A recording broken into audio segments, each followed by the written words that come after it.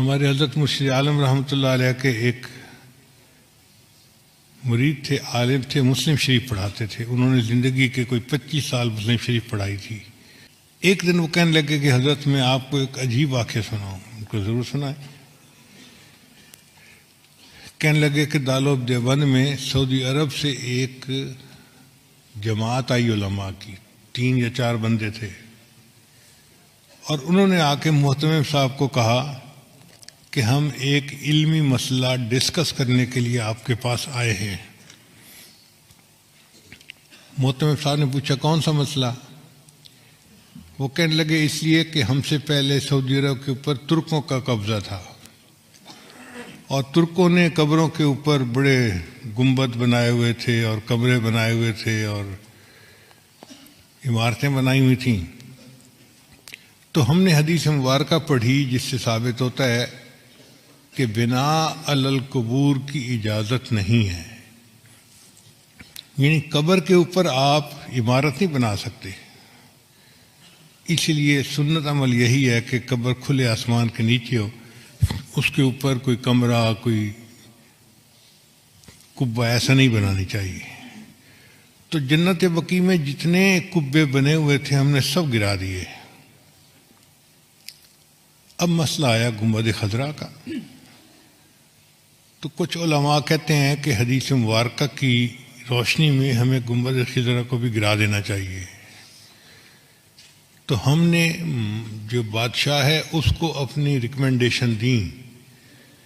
بادشاہ نے کہا کہ نہیں، یہ امت مسلمہ کا مسئلہ ہے، پہلے تم مختلف ملکوں میں جا کے علماء کو اپنے کانفیڈنس میں لو، اگر سب متفق ہیں تب قدم اٹھائیں گے، ورنہ نہیں اٹھاتے.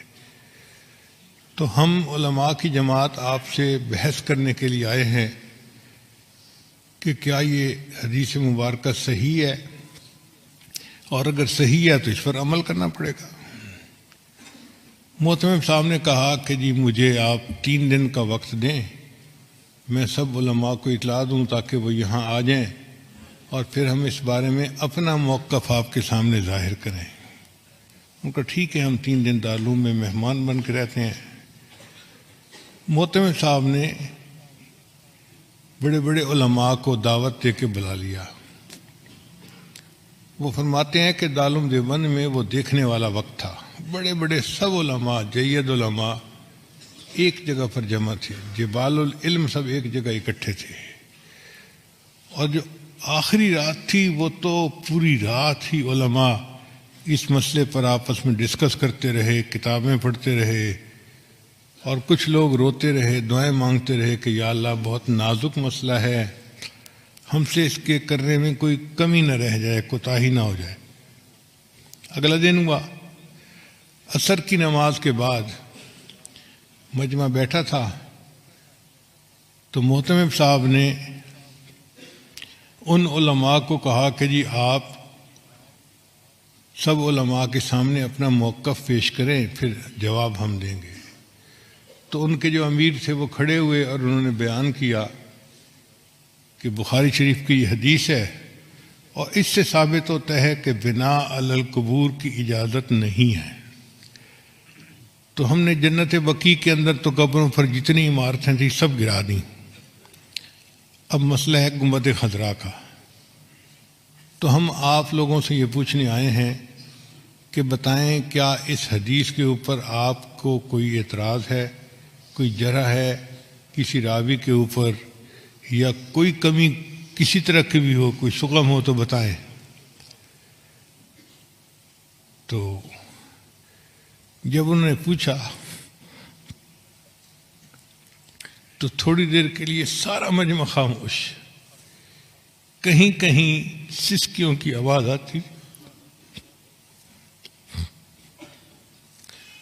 علماء کی آنکھوں سے آنسو جاری تھے اور وہ رو رہے تھے کہ اللہ ہم سے جواب دے دے، میں کوئی کوتاہی نہ ہو جائے. اور کوئی جرات نہیں کر رہا تھا اس کے جواب دینے کی. اتنے میں حضرت اقدس تھانوی رحمۃ اللہ علیہ کھڑے ہوئے اور حضرت نے فرمایا کھڑے ہو کر، الحمدللہ اللہ نے اس مسئلے میں مجھے شرح صدر عطا فرما دی ہے. تو اس نے پوچھا کہ شرح صدر سے کیا مراد ہے؟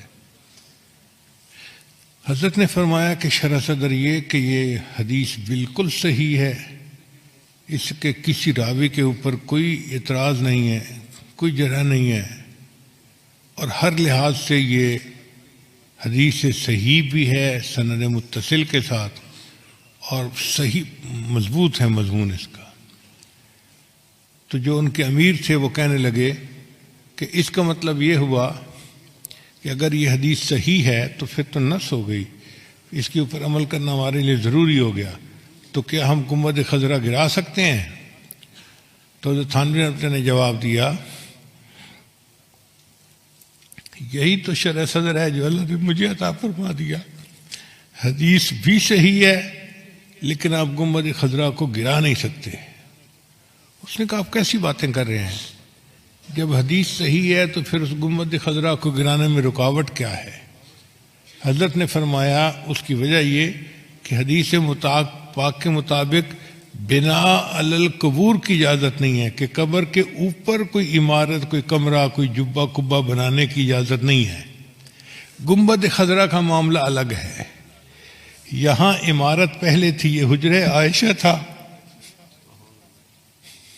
اور نبی علیہ السلام کی قبر مبارک بعد میں اس کے اندر بنائی گئی، لہذا اب اس عمارت کو کوئی بندہ گرا نہیں سکتا۔ ایسا جواب تھا کہ وہ لوگ مطمئن ہو گئے۔ گنبد خضرا آج بھی ہے، اور اکابر علماء دیوبند کی عشق نبی کی دلیل دے رہا ہے۔ اللہ علم کی گہرائی عطا فرما دیتے ہیں تو بندہ پھر علم کی تہ تک پہنچ جاتا ہے۔